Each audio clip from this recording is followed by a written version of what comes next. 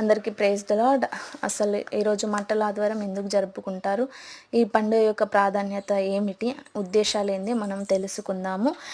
నీతిమంతులు లేరు, ఒక్కరు కూడా లేరు అని చెప్పారు. ఇది అందరికీ వర్ధిస్తుంది. నా ఛానల్ సబ్స్క్రైబ్ చేయండి, షేర్ చేయండి, లైక్ చేయండి.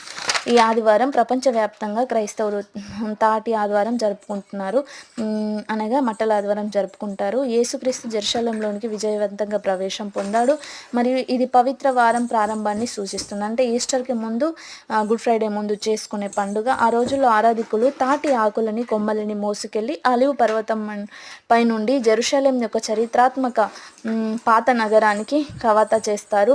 ఈ ఆదివారాన్ని మతాధికారుల చేత సంప్రదాయకంగా వారి ఆశీర్వాదాలతో ప్రారంభిస్తారు.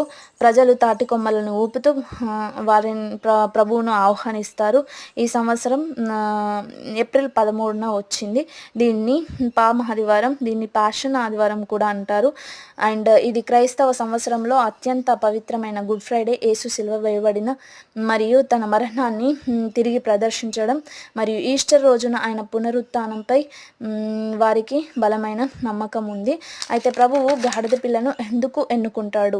ఆయన ప్రయాణానికి ఆయన వాడుకున్నది హేరోదు రథములను కాదు, సింహములను కాదు, కట్టబడిన ఒక గాడిద పిల్ల. అదే ప్రభువుకు కావాల్సి వచ్చింది. అంతవరకు విలువలేని జంతువు యేసయ్య దాని మీద కూర్చోగానే దాని పాదములు సైతం నేలను తాకకుండా దారి పొడుగునా వారి వస్త్రాలు పరిచారు ప్రజలు. ఆ గాడిద పిల్లకి అంత విలువ ఎక్కడి నుండి వచ్చింది?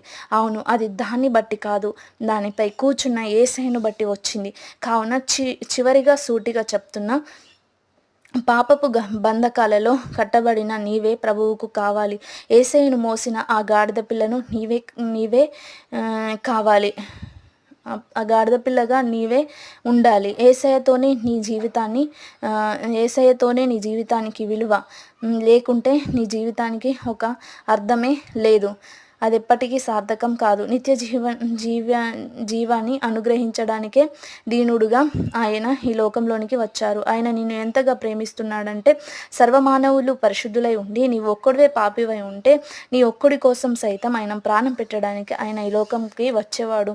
ఆయన ప్రేమ నీకు అర్థం కావాలి అంటే, ఆయన ప్రేమ నీకు అర్థం అయితే నీ జీవితాన్ని ఆయనకు సమర్పించు. యేసయ్యను మోసుకే వెళ్ళు ఒక గాడిద పిల్లల, అనగా ఆయన సువార్త భారాన్ని మోసుకుంటూ, అంటే నీ జీవితాన్ని సువార్థికంగా మంచి యజమానుడికి వాడుకొనుటకు అర్హత గల ప్రయోజనకరమైన పాత్రగా నీవు ఉండుటకు నీ జీవితాన్ని సిద్ధపరచుకో. అట్టి కృప దేవుడు మనందరికీ